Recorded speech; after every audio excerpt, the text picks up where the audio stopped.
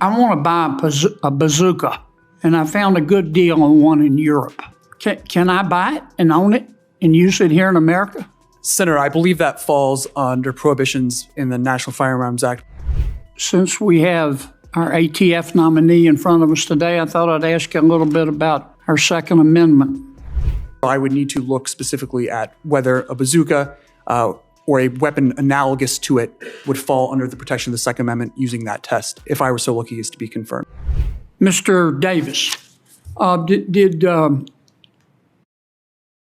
I hear Senator Cruz correctly say that you were a James Kent Scholar at Columbia, like Ms. St. John? Yes, I'm in good company with Ms. St. John. Okay. All right, so you were chief counsel to Senator Cruz?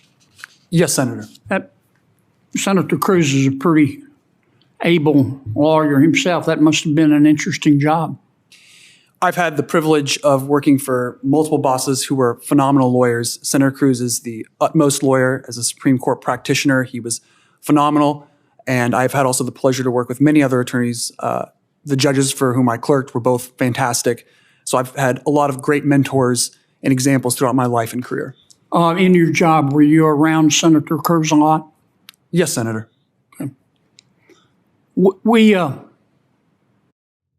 We talk a lot about heroes in America, don't we? Yes, Senator. People who tolerate Senator Cruz on a daily basis are the real heroes, aren't they?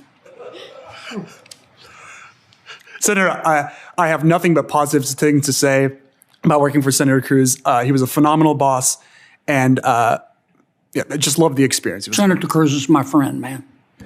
I realize that's a questionable life choice, but he's my friend. Judge Wolf, you went to Baylor. Yes, Senator. We at LSU hired away your women's basketball coach, didn't we? Coach Mulkey. You understand we're not giving her back? I understand. Okay. Ms. St. John, what's a universal injunction?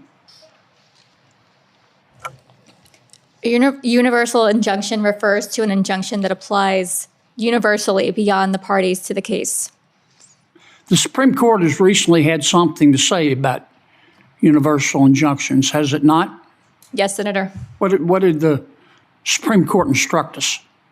Well, in Trump v. Casa, the Supreme Court held that universal injunctions are disfavored and courts are limited to awarding complete relief as to the parties before the court.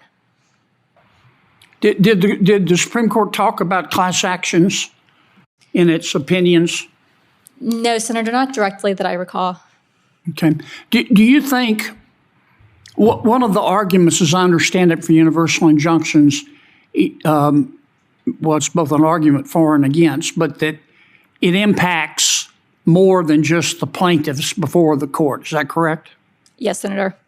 I've heard the argument made that a substitute, some would argue a more efficient substitute for universal injunctions would be a class action lawsuit. What do you think about that? You know, a class action does allow relief beyond the named representative plaintiff. The class actions have a lot of additional safeguards set forth in Rule 23. And so, it does allow large groups of plaintiffs to come together in one case in a way that may not be, to seek relief in a way that bilateral litigation may not allow, but it does have additional protections. Okay. Let me go back to Mr. Davis. Since we have our ATF nominee in front of us today, I thought I'd ask you a little bit about our Second Amendment. I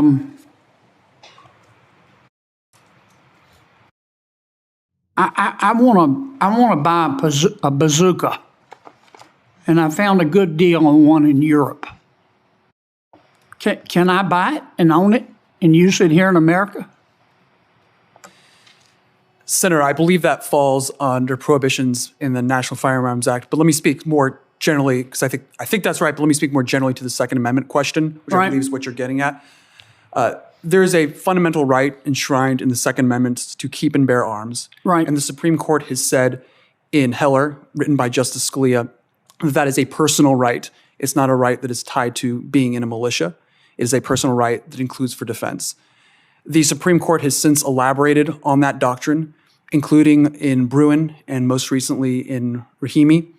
It is made clear that the test for Second Amendment rights is whether the right falls within the text, history, and tradition of this country.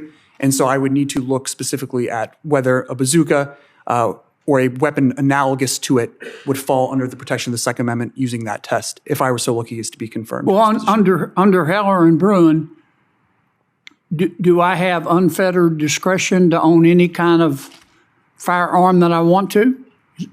There are certain exceptions that are listed within the decision in Heller. And for example, machine guns fall under the National Firearms Act. So there are certain exceptions to what arms can be owned. But again, I would go back to the text, history, and tradition test if a case were to come before me as a judge that was asking that question. Okay. I'm sorry I didn't get to ask everybody questions. Thank you, Mr. Chairman. Senator Whitehouse. Thank you, Chairman. Mr. Sakata, welcome. Thanks for coming to my office to talk about ballistics tracing.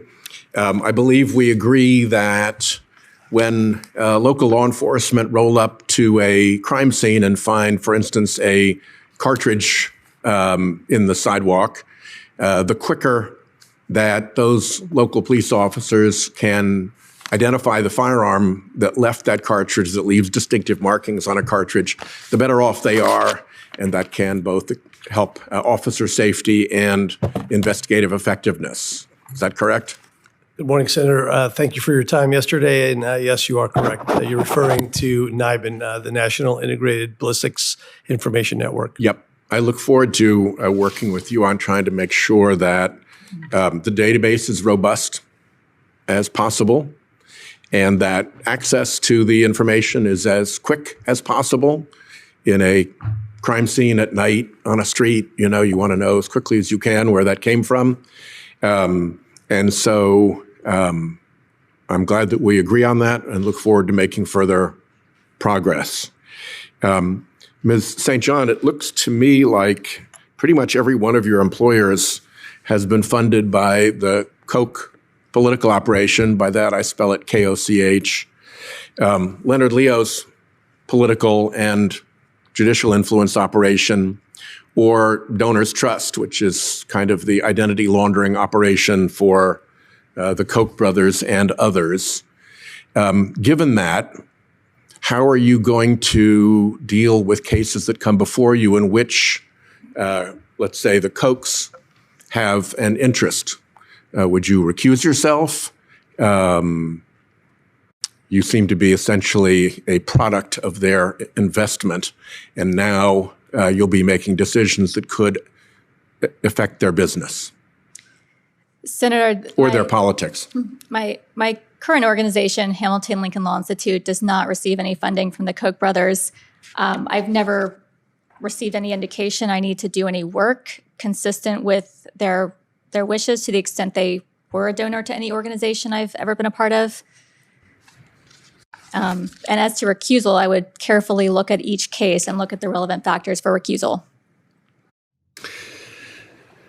Well, the Competitive Enterprise Institute seems to get lots of money, $10 million from Donors Trust and Donors Capital, $400,000 from Koch organizations. Its president became Donors Trust's president. The Hamilton Lincoln Law Institute got at least $1.25 million in litigation grants from Donors Trust. Independent Women's Forum, $300K from Leonard Leo's Judicial Education Project, more than $13 million from Donors Trust. So if you think that that's not something that you need to be concerned about as a judge, all that history, then I'm very disappointed to hear that. Mr. Davis, how about qui tam cases? You say they're unconstitutional. A qui tam case comes before you. Are you going to recuse yourself based on your stated opinion that that cause of action should not exist? Senator, in a capacity not as a nominee, I spoke about qui tam actions. However, there's binding en banc precedent in the Fifth Circuit. If a key tam case came before me, I would follow that binding circuit precedent. Yeah, but there's obviously a certain amount of lean in judicial decisions. You're not automatons out there. How would you convince a qui tam plaintiff that you're not going to lean in every subordinate decision along the way against that party's interest because of your expressed views on qui tam? Senator, in the past, I offered views on one aspect, which was the constitutionality. That is something I have spoken publicly on. But as a nominee and as a judge, if I were so lucky as to be confirmed, I would follow the law faithfully. I would follow all. Yeah, I get that. I get that. But I've also been a lawyer for a long time now and know a lot of judges, spent a lot of time in court. And anybody who spent a minute in court knows that the judge is not an automaton. And everything from procedural rulings to scheduling rulings to undecided elements of a case allows the judge very substantial leeway. And if you're not prepared to listen to a qui tam plaintiff fairly because you think they're there unconstitutionally, that's something that you should consider as a judge, shouldn't it, you? Senator, I disagree that I could not listen to them fairly. You've said that the cases would be unconstitutional. Senator, if I were so lucky as to be confirmed, I would follow all precedent, and that includes precedent in the Fifth Circuit that makes clear that qui tam actions are constitutional. I would follow that fully and faithfully. Yeah, right. My time's up.